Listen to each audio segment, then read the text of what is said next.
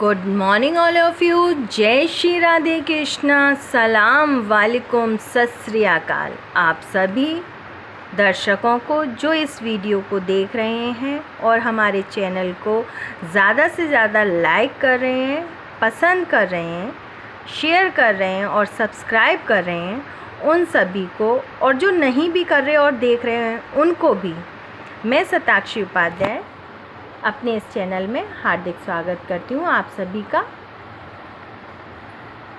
और उम्मीद करती हूँ कि आप मुझे ऐसे ही लाइक, शेयर और सब्सक्राइब करके मुझे उत्साहित करेंगे, जिससे मैं और अच्छे से अच्छे वीडियो आपको दे सकूं, जो आपकी हाई स्कूल या इंटर की, बीए की और अन्य परीक्षाओं के लिए भी जो कारगर सिद्ध हो सकती है। चलिए अब मैं आपको समझाती हूँ। यहाँ पे हमारा पाठ है स्वदेश प्रेम, जो हाई स्कूल का है, और इसके जो कवि हैं वो हैं राम नरेश त्रिपाठी जी। इन्होंने क्या किया है, इन्होंने इस कविता के माध्यम से भारत के जो नौजवान हैं, वीर हैं, सिपाही हैं, सैनिक हैं और जो देशवासी हैं, जो नौजवान देशवासी हैं, भारत के नव युवकों को उत्साह वर्धन किया है, उनके अंदर जोश भरने के लिए और उनके अंदर कायरता को दूर करने के लिए उन्हें एक ज्ञान रूपी संदेश दिया है इसके माध्यम से। तो वो क्या कहते हैं कि निर्भय यानी कि भय से रहित होकर, डर से रहित होकर स्वागत करो, यानी कि अपनाना, किसी चीज़ को अपनाना। करो मतलब किसी निर्भय होकर, निडर होकर अपनाओ। किसको? मृत्यु को, मौत को। निर्भय होकर, निडर होकर मृत्यु को अपनाओ, मृत्यु से डरो नहीं। वो कहते हैं, हे भारत के वीर नौजवानों, तुम मृत्यु का स्वागत यानी कि मृत्यु को अपनाओ, निर्भय निडर होकर मृत्यु को अपनाओ। तुम मौत को आने से डरो नहीं, मौत को गले लगाने से डरो नहीं। अब वो आगे की लाइन में क्या कहते हैं, मृत्यु एक है विश्राम स्थल, क्योंकि मृत्यु ही एक ऐसी जगह है, एक ऐसा स्थान है जहाँ पर व्यक्ति अपने जीवन काल में, यानी कि अपने जन्म से लेकर, वो जब से जीवित होता है, जन्म लेता है, तब से वो काम करता रहता है और वो थक जाता है, और मृत्यु होने पर वो क्या करता है, वो ऐसी एक जगह है जहाँ पर वो विश्राम स्थल है। विश्राम स्थल मतलब स्थान है, वो एक विश्राम करने का स्थान है। इसलिए तुम मृत्यु से, मौत को गले लगाने से, मौत को अपने सामने देखकर डरो नहीं।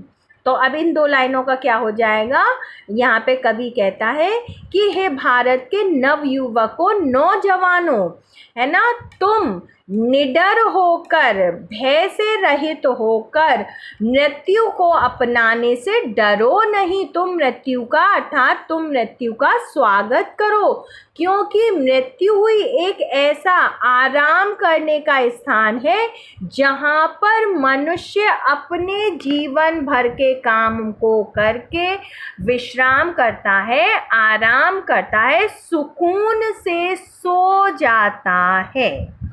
अब आगे वो क्या कहते हैं, ये दो लाइन समझ में आ गई होंगी। अब देखो यहाँ आगे की लाइन में वो क्या कहता है, जीव जहाँ से फिर चलता है, यानी कि जीव जहाँ से फिर चलता है, यानी कि सोने के बाद, यानी कि मृत्यु के बाद फिर से वो जन्म लेता है। वहीं से वो विश्राम कर लिया उसने, यानी कि वो मृत्यु को प्राप्त हो गया, उसने मृत्यु का वरण कर लिया, अब वो फिर से जीवित हो जाता है। धारण कर नव जीवन संबल, धारण करता है, वो क्या करता है, धारण करके, क्या करके, नव जीवन, नया जीवन धारण करके। कैसा जीवन? संबल, बल के सहित, यानी कि जोश और उत्साह और उमंग से भरा हुआ, क्योंकि वो बुढ़ापे में आके तो वो मर गया, जवानी में ही तो वही जोश वगैरह रहता है। अब वो फिर से बचपन से लेकर फिर से वो क्या हो गया, उसमें उत्साह बढ़ गया, उसमें जोश आ गया और उसमें उमंग आ गई। तो यहाँ पे हम एक वो वाला उदाहरण भी दे सकते हैं कि कवि कहता है कि जिस प्रकार से जिसकी मृत्यु निश्चित है उसका जन्म भी निश्चित है, और जिसका जन्म हुआ है उसकी मृत्यु भी निश्चित है। यहाँ पर गीता का उपदेश आ जाएगा। जिस प्रकार से मनुष्य यहाँ पे आ गया ना ये वाला, जिस प्रकार से जहाँ से जीव फिर चलता है धारण कर नव जीवन संबल, तो कवि कहता है कि जिसकी मृत्यु निश्चित है उसका जन्म भी निश्चित है, और जिसका जन्म निश्चित है उसकी मृत्यु भी निश्चित है। तो ठीक उसी प्रकार से जीव यहाँ से यानी कि जीवात्मा, मनुष्य की आत्मा मरने के बाद फिर से वहीं से नया जन्म लेती है और नया शरीर धारण करके उत्साह, जोश और उमंग के साथ फिर से नया शरीर धारण कर लेती है। इसलिए हे भारत के वीरों, तुम्हारी अगर मृत्यु हो जाएगी तो तुम्हारा जन्म भी दोबारा होगा, इसलिए तुम्हें भय रहित हो जाना चाहिए, मृत्यु से डरना नहीं चाहिए।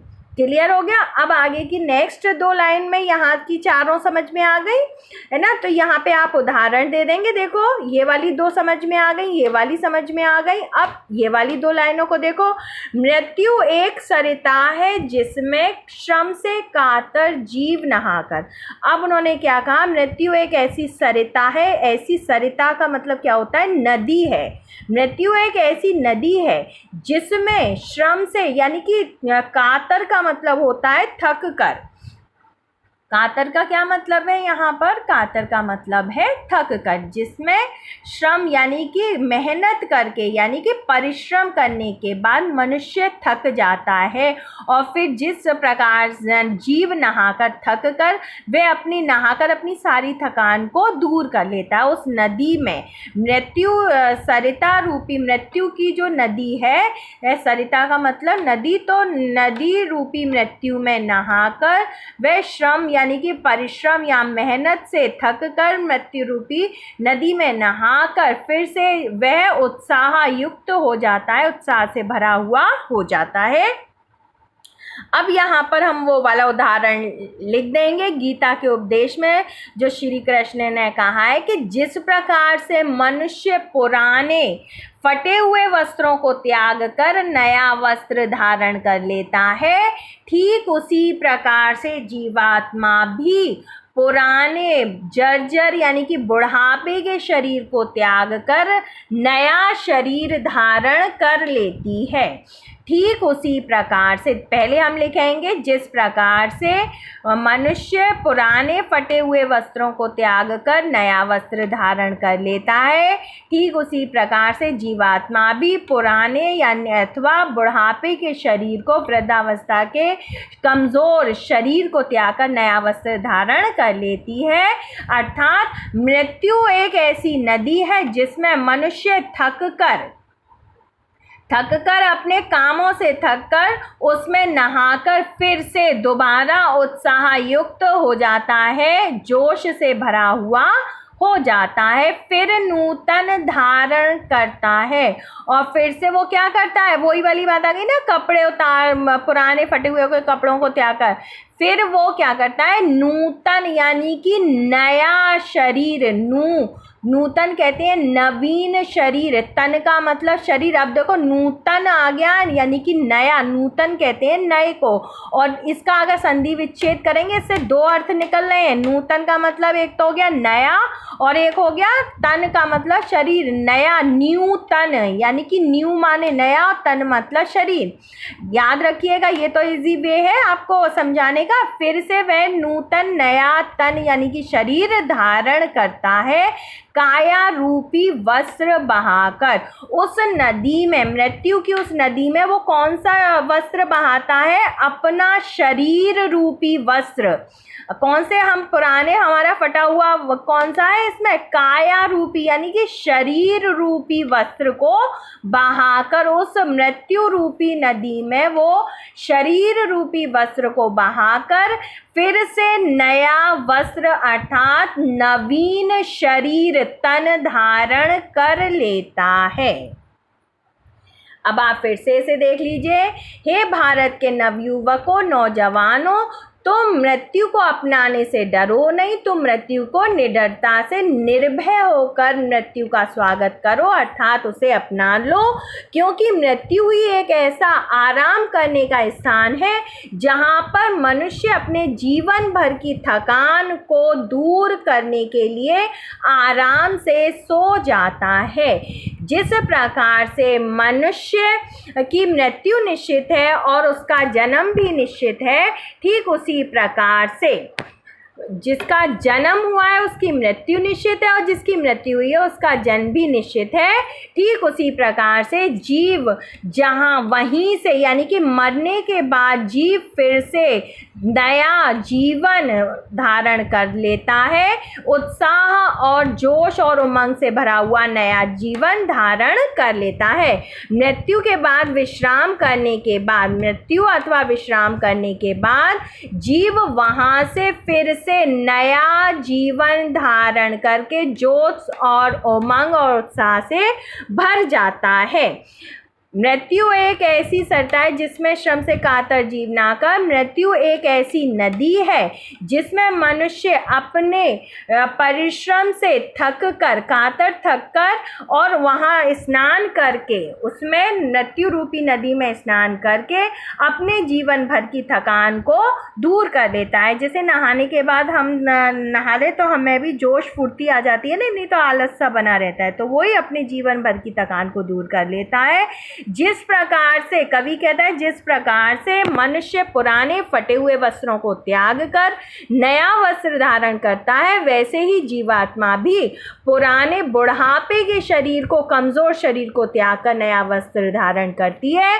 ठीक उसी उदाहरण को कहते हुए कवि कहता है कि फिर से वह जीव नया धारण करता है, नूतन नया शरीर धारण करता है, अपने काया रूपी वस्त्र को उस नदी में, यानी कि अपने शरीर को, अपने कमज़ोर बुढ़ापे के शरीर रूपी वस्त्र को नदी में, मृत्यु रूपी नदी में बहाकर फिर से नया शरीर रूपी वस्त्र धारण कर लेता है। इसलिए हे नवयुवकों, तुम भय से मुक्त हो जाओ, निडरता निर्भीकता से स्वागत करो मृत्यु का, अर्थात अपने कर्तव्यों से, अपने बलिदान करने से तुम पीछे मत हटो। अब काव्यगत सौंदर्य में क्या है, इसमें भाई कहा है कि देश के लिए सर्वस्व न्यौछावर करने की बात कही है, विशेष में आ जाएगा प्रेरणा। भाषा कैसी है, अब देखो ना, तो ये क्या है, खड़ी बोली नहीं है, ये साहित्यिक हिंदी के अंतर्गत आता है कि इसमें देखो बड़े कायदे से बात कही गई है, तो ये होती है हमारी साहित्यिक हिंदी।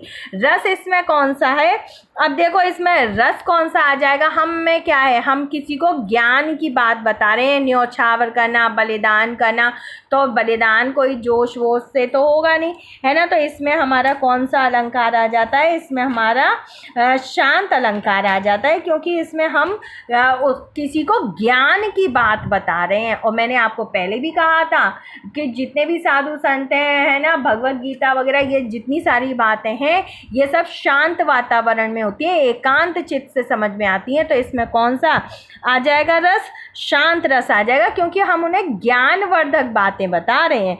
गुण कौन सा है, यानी कि प्रसाद, हमें सीखने को मिल रहा है, हमें एक सीख मिल रही है, यानी कि हम कोई चीज़ ग्रहण कर रहे हैं, तो इसलिए गुण आ जाएगा इसमें प्रसाद।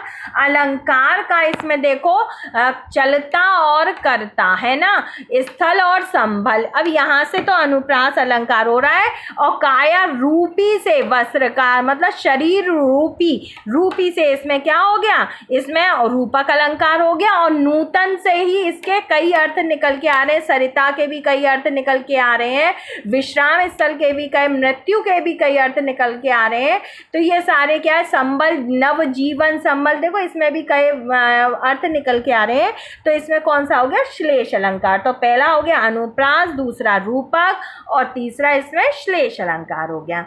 मुझे उम्मीद है कि आपको ये समझ में आ गया होगा। तब तक के लिए जय हिंद, जय भारत। अगर आपको ये समझ में आता है तो इसे ज़्यादा से ज़्यादा लाइक करें, शेयर करें एंड सब्सक्राइब करें, जिससे मुझे भी थोड़ा सा मोटिवेशन हो, मेरा भी उत्साहवर्धन करने के लिए आप मेरा सहयोग करें। जय हिंद, जय भारत।